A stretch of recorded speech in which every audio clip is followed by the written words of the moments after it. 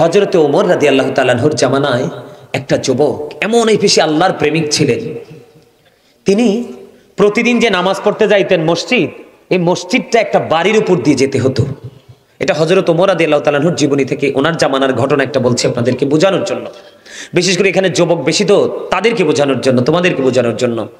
তো এখন তো ছেলেটা যে প্রতিদিন নামাজে যায়, বিশেষ করে এশারের নামাজের সময় তো অন্ধকার হয়ে যায় না, তো একটা মেয়ে আছে অপূর্ব সুন্দরী, এই মেয়েটা সব সময় ছেলেটাকে দেখলে তার মনের প্রেম আকাঙ্ক্ষাটা ছেলেটাকে বিভিন্নভাবে বোঝায়।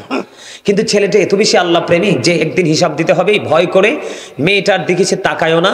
সে কি করে, একদিন সে তাকে সবসময় এড়িয়ে যায়। একদিন এরকম করতে করতে দিন যাচ্ছে যাচ্ছে যাচ্ছে, হঠাৎ করে একদিন এশার নামাজ পড়তে গেলেন। এশার নামাজ শেষ করে যখন সে তার বাড়ির উদ্দেশ্যে রওনা হলেন, মেয়েটা এমন ভাবে মেয়েটা প্রেম আকাঙ্ক্ষা দেখালেন, ছেলেটা আর থাকতে পারলো না। ছেলেটা সোজা মেয়েটার ঘরে চলে গেল। যাওয়ার পরে দেখলেন মেয়েটা এমন একটা পরিবেশ তৈরি করে ফেলেছে যেন স্বামী স্ত্রীর ভাসর হবে। নাউজুবিল্লাহ বলেন। মানে মেয়েটা ছেলেটাকে এত বেশি ভালোবেসে ফেলেছে, এটা কোনোভাবেই সে মানে এটাকে তার কাছাকাছি এসে তাকে আপন করে বোঝানোর মতো সক্ষমতা হয় না। বিভিন্ন কৌশল তাকে শয়তান ধোঁকা দিয়েছে, সে ঘরে চলে গেল। যাওয়ার পরে বন্ধু যখন এই পরিবেশটা এত ভয়ঙ্কর হয়ে গেছে, হঠাৎ করে ছেলেটার অন্তরে ওই যে কিয়ামতের দিনের কথা বন্ধ মনে হয়ে গেল। ওই যে সূর্যটা মাত্র 1.5 হাত উপরে থাকবে, সূর্যের কিরণে মাথার মগজটা টকবক টকবক করে উতরাবে, কান পর্যন্ত ঘাম এসে যাবে, চারপাশ বন্ধু দুর্গন্ধময় হয়ে যাবে, সহ্য হবে না। ছেলেটার ওই দিনের কথা মনে হলো। চিন্তা করতে করতে মেয়েটার ঘরের মধ্যে বন্ধু ছেলেটা বেহুশ হয়ে গেল। আল্লাহু আকবার বলেন না। ছেলেটা বেহুশ হয়ে গেল। ও বন্ধু, সে তার সেন্সটা হারিয়ে ফেলেছে। তখন অনেক দেরি হয়ে গেল, ছেলেটা বাড়ি ফিরে যায় না। মা বাবা পাগল হয়ে গেল, আপন স্বজন তাকে খুঁজতে শুরু করলো। মেয়েটাও লজ্জায় পড়ে গেছে, কেমন করে বলবে তার ঘরে। খুঁজতে খুঁজতে খুঁজতে খুঁজতে মেয়েটার ঘরে গিয়ে ছেলেটাকে অচেতন অবস্থায় পাইল। এখান থেকে উঠিয়ে ছেলেটাকে বন্ধ বাড়ি নিয়ে গেল। নিয়ে যাওয়ার পরে আল্লাহর কুদরতে ছেলেটার জ্ঞান ফিরে আসলো। ফিরে আসার পরে ছেলেটাকে প্রশ্ন করলো, বাবা গো, বলো না তুমি কেমন করে ঘরে গিয়েছিলে, আবার কেনই বা তুমি বেহুশ হয়ে গেছো? এবার ছেলেটা ডেকে ডেকে বলল, উপস্থিতি সবার সামনে বলল, আমি যখন এই প্রতিদিন নামাজ পড়তে যেতাম মেয়েটা সব সময় আমাকে প্রেম আকাঙ্ক্ষা দেখাতো। আমি আজকে নামাজ পড়ে আসার সময় কেমন করে যে মেয়েটার ঘরে চলে গেলাম এটা আমি উপলব্ধি করতে পারিনি, কিন্তু যাওয়ার পরে যে পরিবেশটা নোংরা সেটা আমি বুঝতে পেরেছি। এখান থেকে কেমন করে যাব, আমার পরকালের চিন্তা আমার হৃদয়ে চলে আসলো। সেই দিনের বন্ধু তো কেউ নাই রে, কে আমাকে সুপারিশ করবে? ভয় আমার হৃদয়ে রাজ্য তোলপাড় শুরু করে দিল। চিন্তা করতে করতে আমি বেহুশ হয়ে গেলাম। পুরো বিস্তারিত ঘটনাটা খুলে বলতে দেরি, মা বাবা আপন স্বজনের সামনে ছেলেটা চিরদিনের জন্য নিদ্রায় শায়িত হয়ে গেল। তার মানে ছেলেটা মৃত্যুবরণ করলো। ইন্না লিল্লাহি ওয়া ইন্না ইলাইহি রাজিউন। বন্ধু ছেলেটা যখন মারা গেল বুঝিনি মা বাবার কেমন অবস্থা হবে। তাৎক্ষণিকভাবে বন্ধু তাকে জানাজা করে কবরে দাফন করা হলো। সকাল যখন হলো, সকাল হতে না হতেই ওমর রাদিয়াল্লাহু তাআলা আনহুকে খবর দেওয়া হলো। তিনি খবর দেওয়ার পরে জলদি ছুটে আসলেন। আসার পরে বিস্তারিত ঘটনা শুনলেন। এবার তিনি বললেন, জলদি চলো ওই ছেলেটার কবরের পার চলো। জলদি করে সবাইকে নিয়ে কবরের পারে চলে গেল।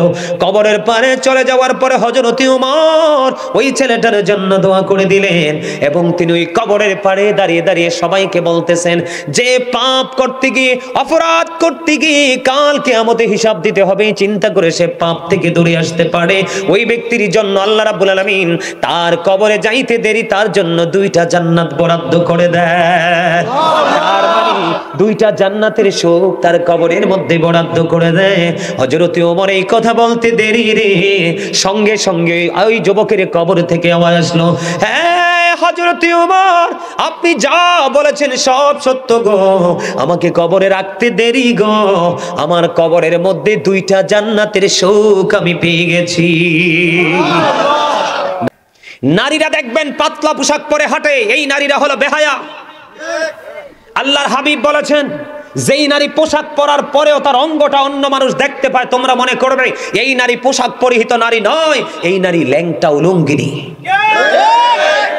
জোরে বলেন না নাউজুবিল্লাহ। আল্লাহ কো তোমার ঘাড় কত মোটা, তুমি কত পয়সার মালিক হইছো গো খালা, তুমি আল্লাহর অর্ডার মানো না। আল্লাহ কয় وقرن في بيوتكن ولا تبرجن تبرج الجاهلية الأولى الله أكبر আল্লাহু আকবার কইতেন এই কই জানাম নেই না আমি আসতেছি আরে আল্লাহকে রাগ করে নি চলে যান তা আল্লাহর কাছে ধরা হরি যামু তো আল্লাহ কবে তুমি কি অস করছো তোর মুসল্লি ছুটি গেছে গেলেই ফিরা দিবা আরে ধরি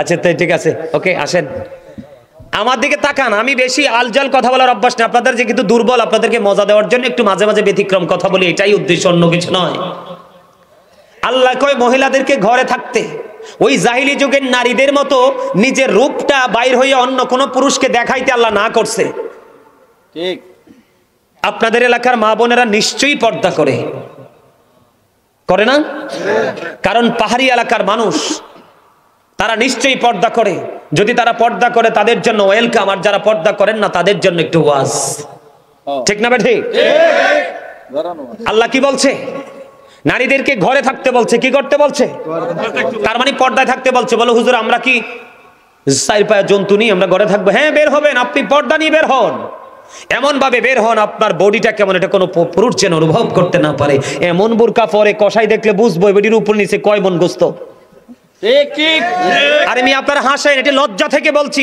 আমার মুসলমান মা বোন তো এমন বুরকা পড়ে ইমাম সাহেব তার দিকে তাকাইলে আরেকবার খাবারের দাওয়াত দিলে ইমাম সাহেব যাইতে লজ্জা বোধ করবে কারণ লজ্জা সব সময় থাকে চোখে লজ্জা কোথায় থাকে বোরকা পরবেন আপনি নিজেকে আবৃত করার জন্য কি বলেন দাদা ভাই কিন্তু আপনি এমন বোরকা পরেছেন এমন ভাবে পিছন দিক দিয়ে একটু ছবি তুলতে বলবেন আপনার বান্ধবীকে যে আমি বোরকাটা পরেছি বোন তুই একটু ছবি তোল আমি কিন্তু কাউকে খাটো করে বলছি না বাস্তবতা বলছি এই নারীদের কথা এই জন্য বলছি এটা মেরাজের চাঁদ আল্লাহর হাবিব যখন জান্নাত জাহান্নাম পরিদর্শন করলো জাহান্নামের দিকে যাইয়া দেখলেন বন্ধু শুধু ধনী ধনী মানুষ আর মহিলা নাউজুবিল্লাহ বলেন না শুধু পৃথিবীর যারা বড়লোক এই মানুষগুলো আর মহিলা জান্নাতের দিকে নবীজি তাকায়া দেখলেন জান্নাতের মধ্যে শুধু পুরুষ আর গরিব মানুষ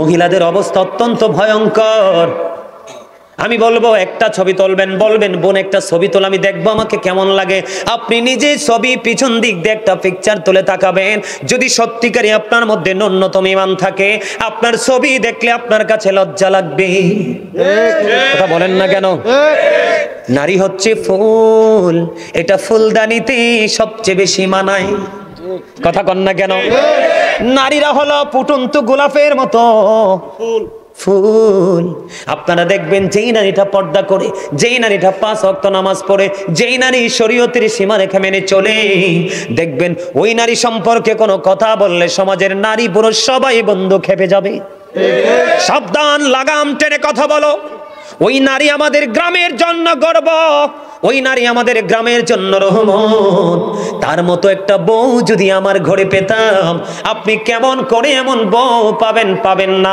কারণ প্রত্যেকটা ঘরে ঘরে যদি নামাজি পর্দাশীল মেয়ে তৈরি করতে পারেন প্রত্যেকটা ঘরে ঘরে অটোই পর্দাশীল বউ চলে আসবে আপনার মেয়েকে পাঠান পেন্সিল শু পরে শপিং কমপ্লেক্সে মেয়ের ক্ষেত্রে শপিং কমপ্লেক্স আর বউয়ের ক্ষেত্রে অত্যন্ত পর্দাশীল তাহলে আপনি সঠিক বিবেচনা কম বাবা হতে পারেননি কথা বলেন না কেন আমি আমার মা বোনদের উদ্দেশ্যে বলবো মা গো পর্দা করে চলো পর্দা ছাড়া কোনো উপায় নেই আমার বন্ধু হযরতে আব্দুল্লাহ আসতেছে নবীজির কদমে মাইমুনা সহ বন্ধুরে আমার আরেকজন ছিলেন নবীজির দরবারে যখন আব্দুল্লাহ আসতেছে তখন আমার নবীজি বললেন তোমরা আত্মগোপন করো খেয়াল করবেন হাদিস শরীফ তোমরা কি করো তার মানে তোমরা এখান থেকে প্রস্থান করো চলে যাও ইয়া রাসূলুল্লাহ আব্দুল্লাহ আসতেছে আব্দুল্লাহ তো অন্ধ আমার নবীজি বলেছেন আব্দুল্লাহ অন্ধ তোমরা তো অন্ধ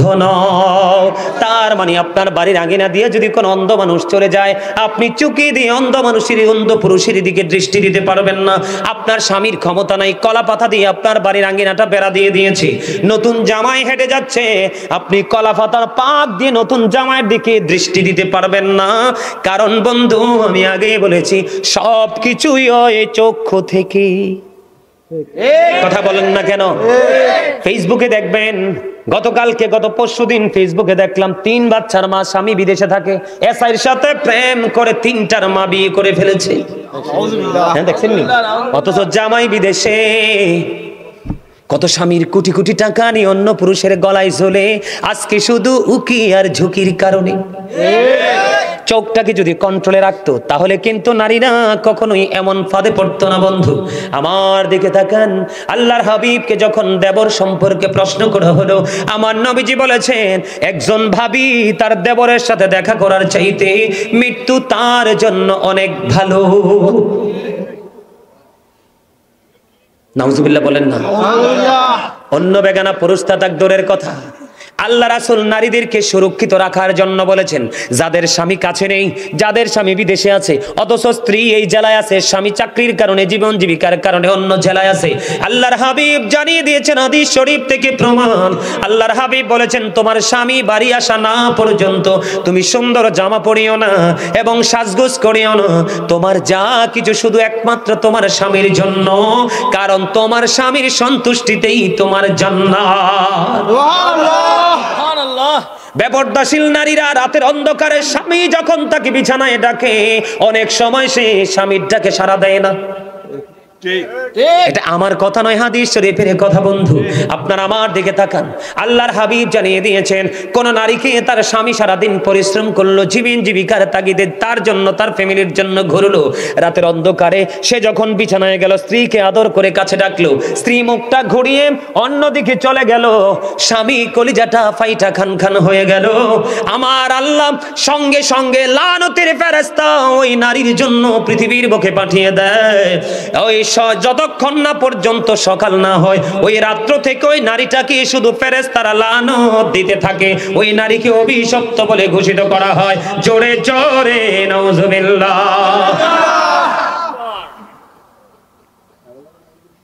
নারীদের পর্দা করতে হবে বেশি করে, আর এই দায়িত্ব নিতে হবে পুরুষদেরকে।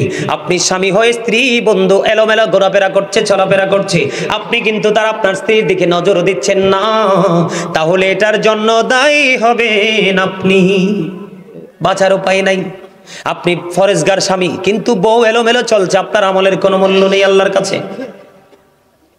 আল্লাহর হাবিব বলেছেন নারীরা হলো গোপনীয় জীব, তারা গোপনে থাকবে, তাদের সর্বোচ্চ সম্মান থাকবে।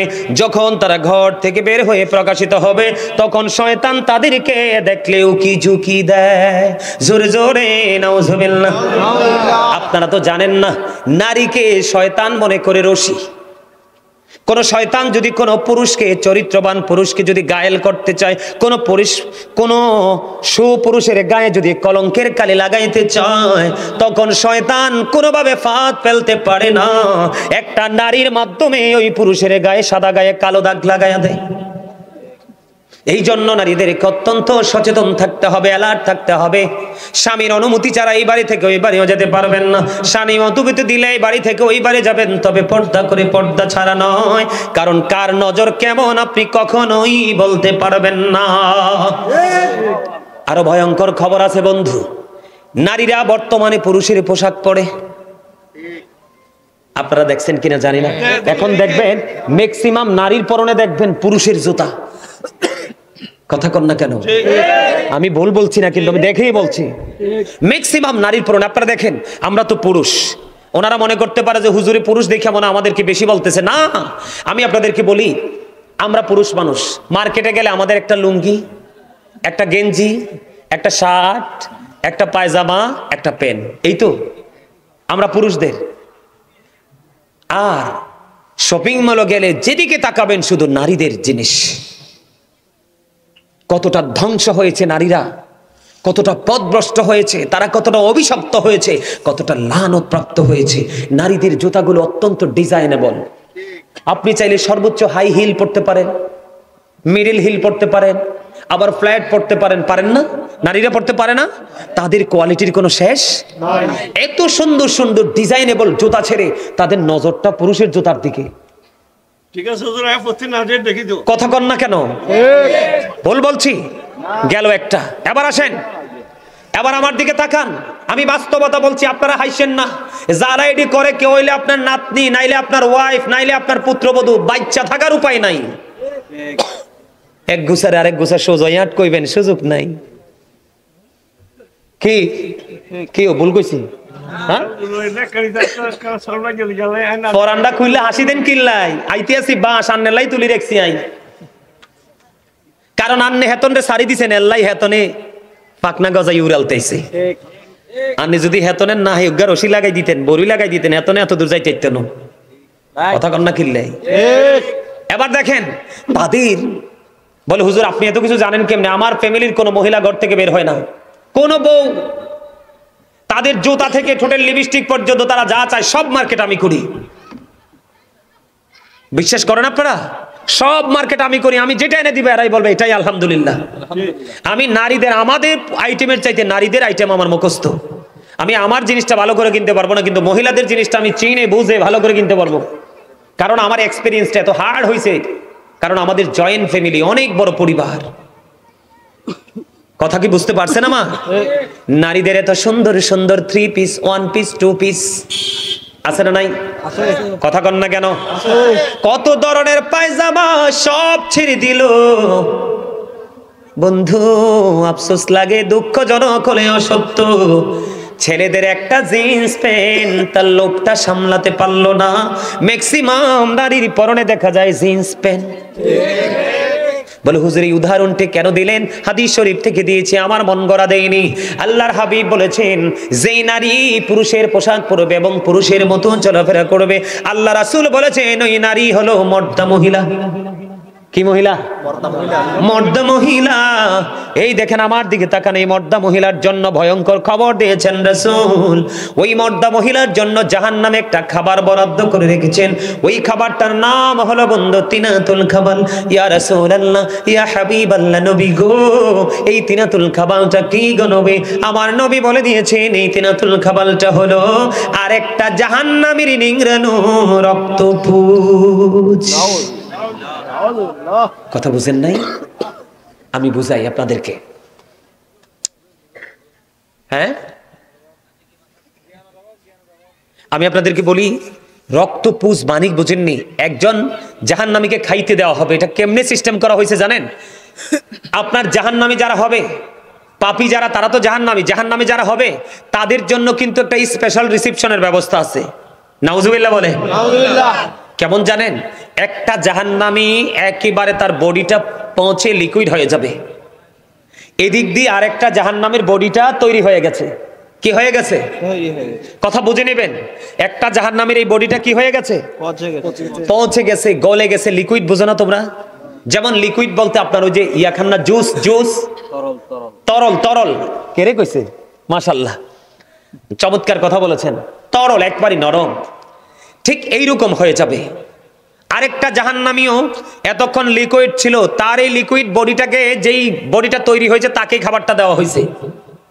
বন্ধু, যেই নারীটা সিম্পল একটা পুরুষের জুতা পড়েছে এবং যেই পুরুষ নারীদের সিম্পল একটা জিনিস ব্যবহার করেছে, ম্যাক্সিমাম পুরুষদেরকে, ম্যাক্সিমাম ইয়াং ছেলেদেরকে দেখা যায় এই সাইডটাকে ডিজিটাল পিস্টাল রেল লাইন করেছো, মাথার চুলগুলোকে উঁচু করেছো, এগুলো সামনে চলে আসে, এই জন্য নারীদের ব্যান দিয়ে এটারে থামাইছো।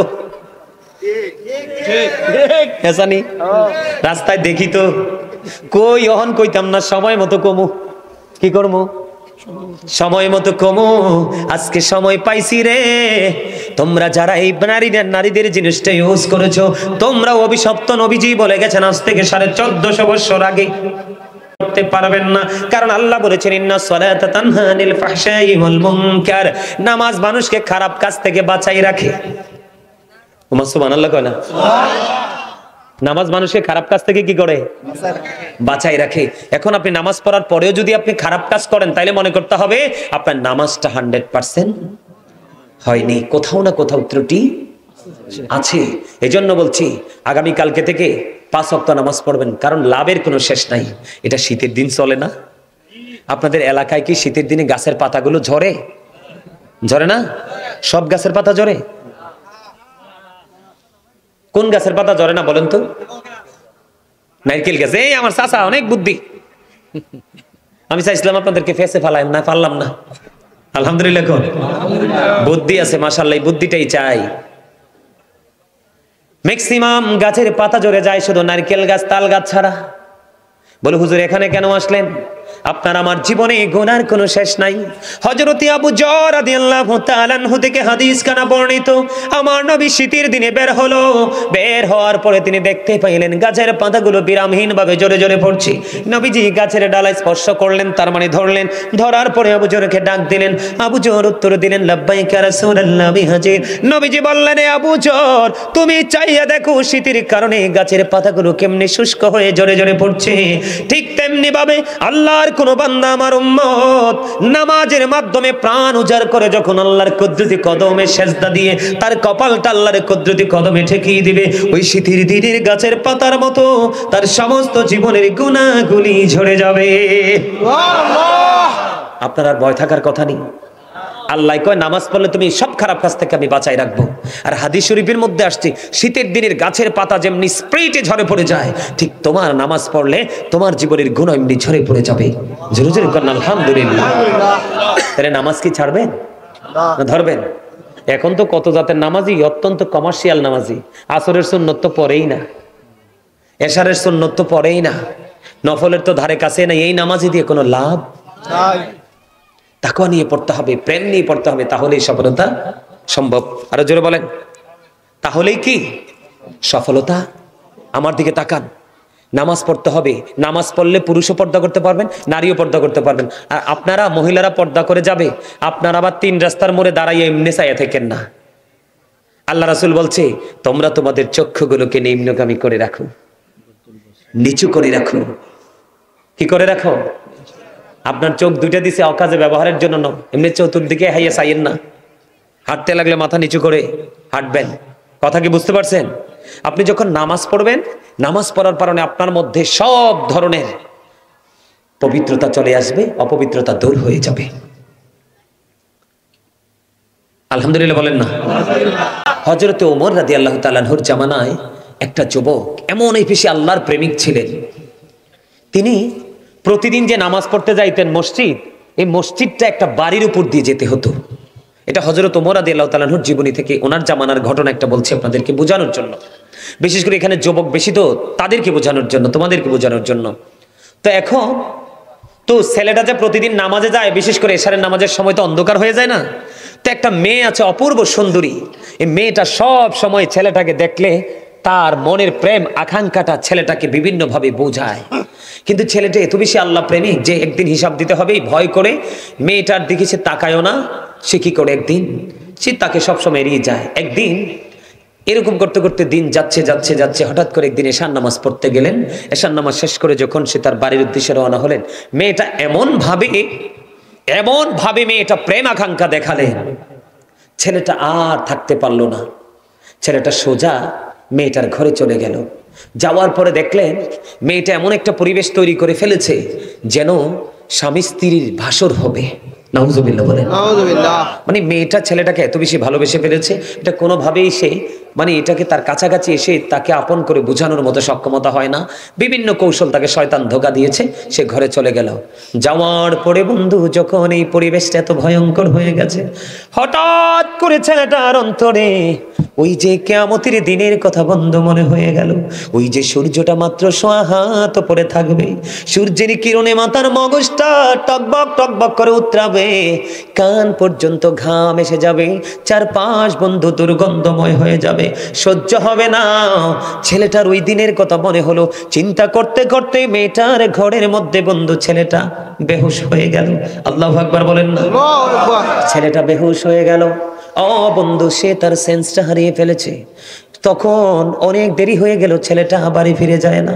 মা বাবা পাগল হয়ে গেল, আপন স্বজন তাকে খুঁজতে শুরু করলো। মেয়েটাও লজ্জায় পড়ে গেছে, কেমন করে বলবে তার ঘরে। খুঁজতে খুঁজতে খুঁজতে খুঁজতে মেয়েটার ঘরে গিয়ে ছেলেটাকে অচেতন অবস্থায় পাইল। এখান থেকে উঠিয়ে ছেলেটাকে বন্ধু বাড়ি নিয়ে গেল।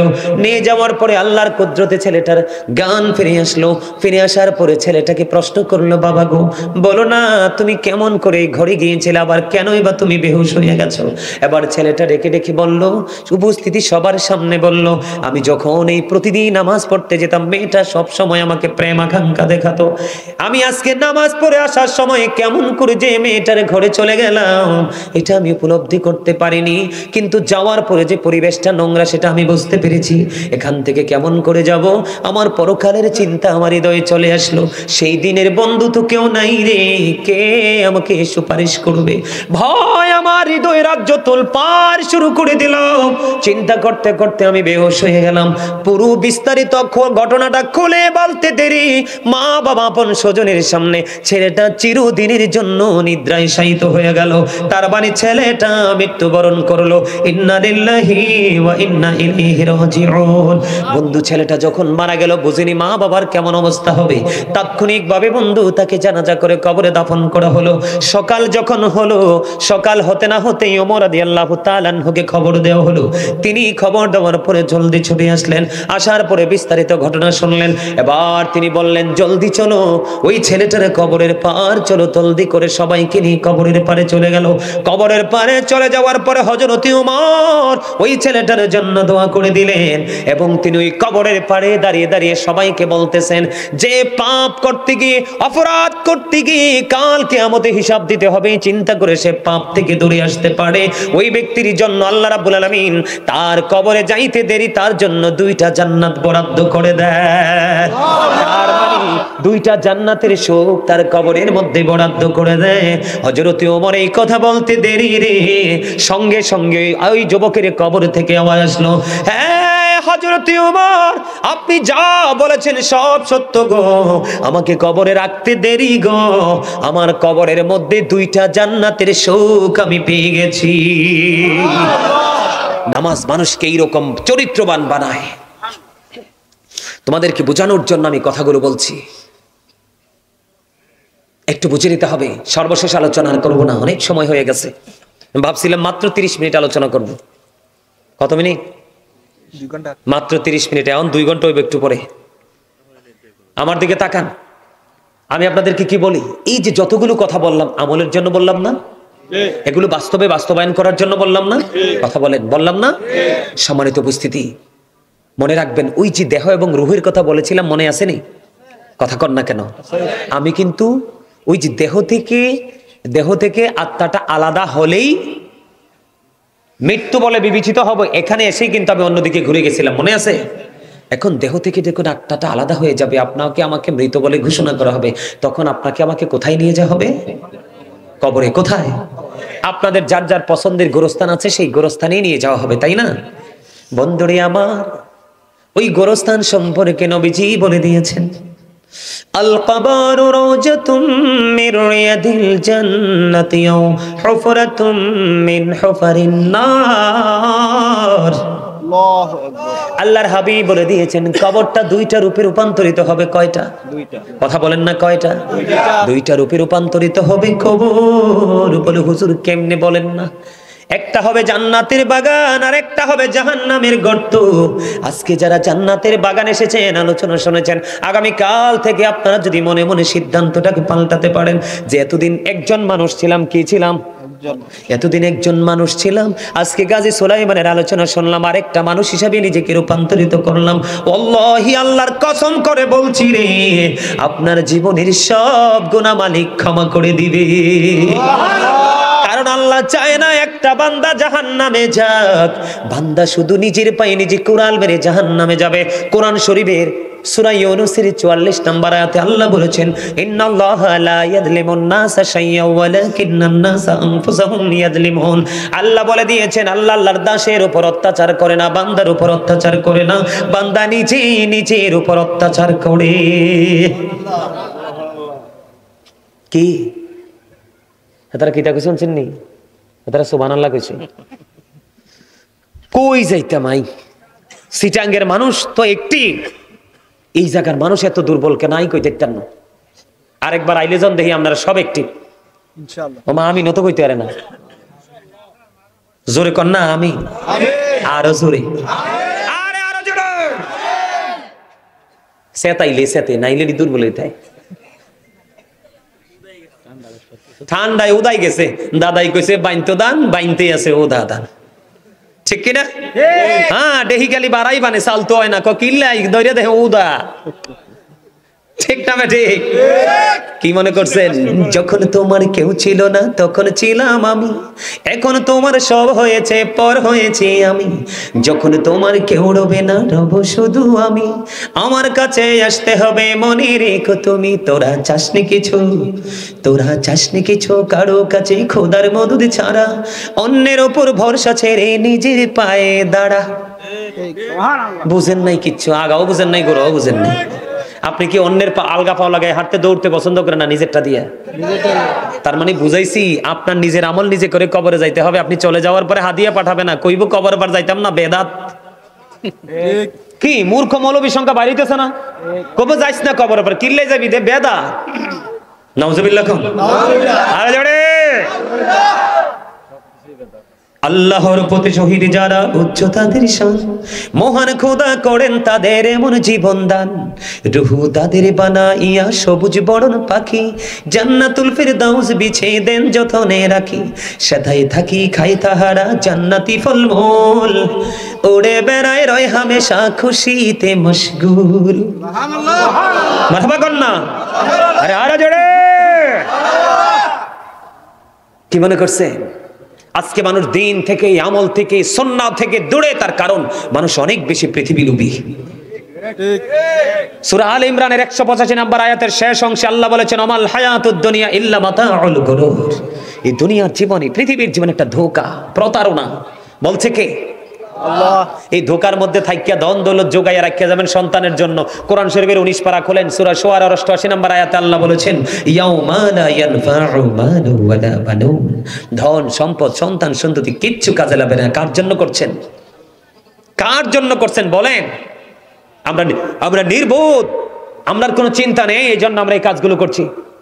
এই আল্লাহ বলেছেন, আল্লাহ আল্লাহর বান্দার উপর জুলুম করে না, বান্দা নিজেই নিজের উপর জুলুম করে। আল্লাহ যারা জুলুম করে, আল্লাহ বলেছেন, আল্লাহু লা ইউহিব্বুজ জালিমিন। আল্লাহ জালিমদেরকে পছন্দ করেন না। ওমা লিজ-জালিমিন মিন আনসার। যখন তারা বিপদে পড়বে, আল্লাহ তাদের জন্য কোনো সাহায্যকারীও রাখে না, তাদের কোনো হেল্প করার কেউ থাকে না। এই আলোচনা শেষ, আমার দিকে তাকান। যাবেন কোথায়? কবরে। আমরা যাব কোথায়? কবরে। আল্লাহ কয়, হিসাব করে আইসো কবরে। কি করে? হিসাব করে আইসো কবরে।